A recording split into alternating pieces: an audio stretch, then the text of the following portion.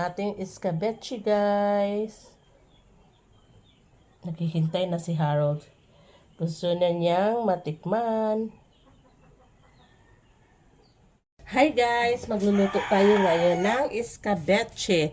Ito yung sobra naming isda. Lapu-lapu to guys na or pugapo.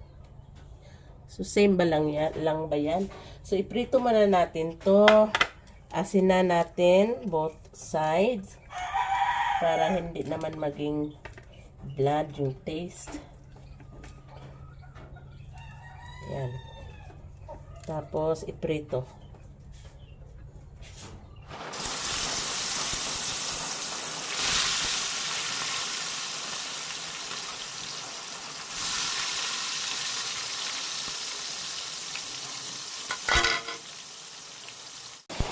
Gagawa na po tayo ngayon ng ating sauce. I-mix natin lahat guys, yung ating mga liquid ingredients. So ito yung inalog ko na ketchup.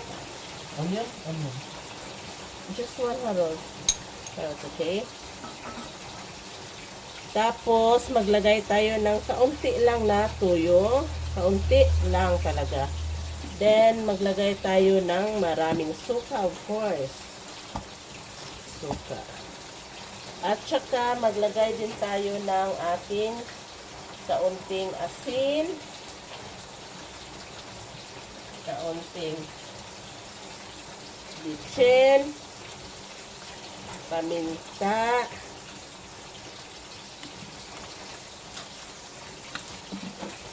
itong ating cornstarch,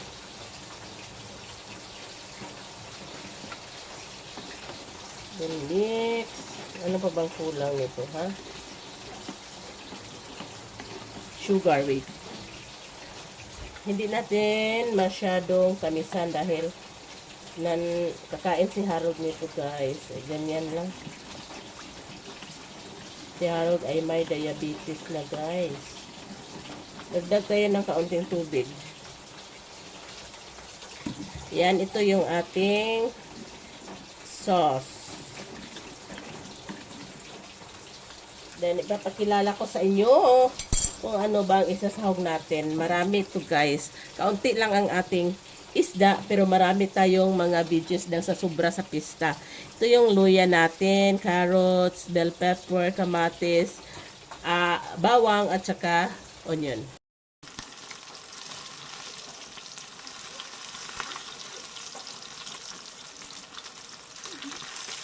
Hello si Harold.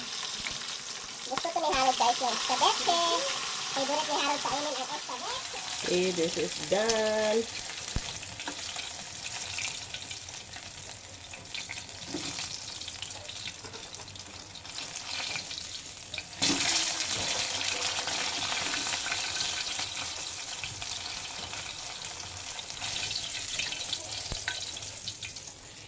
Itong kawali na din yung gigisahan ko ng mga ano natin, ingredients. So, first of all, kailangan nating igisa, isote yung ating garlic.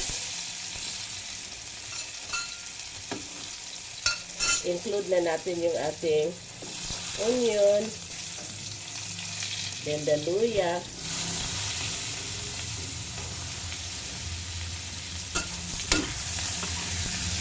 Ay, bango. Super bango guys.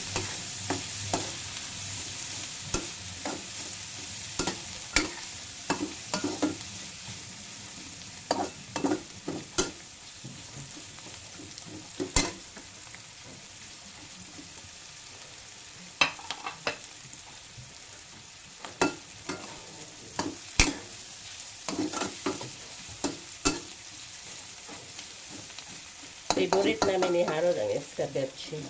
Before guys, ayaw ko talaga ng escabeche. Oo, we will eat rice.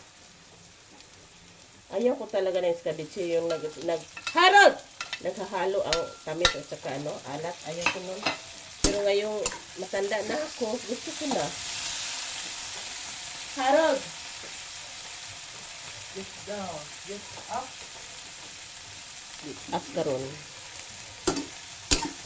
Kamatis ko na yun guys. Isunod na natin yung ating carrots.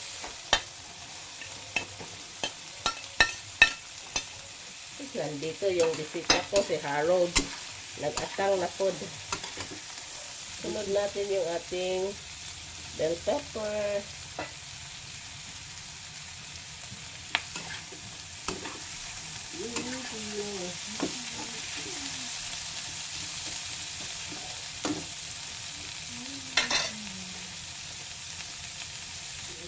Sunod na din itong ating sauce. Baka kasi luto na yung ating guys, mga gulay.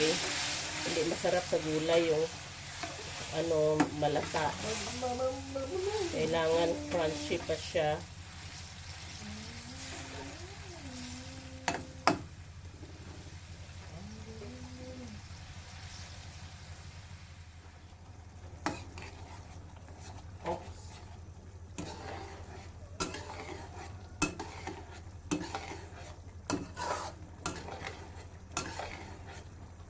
Okay.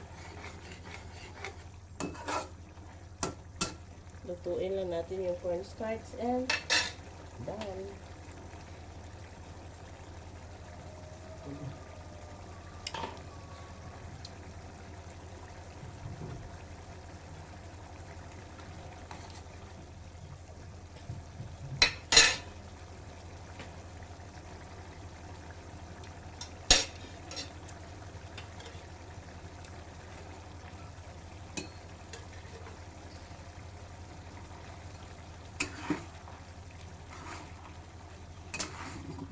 Off ko na guys.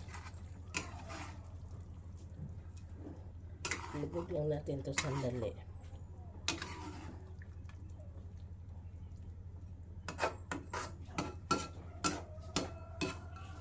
And that's done. Ating escabeche guys. Naghihintay na si Harold. Gusto na niyang matikman.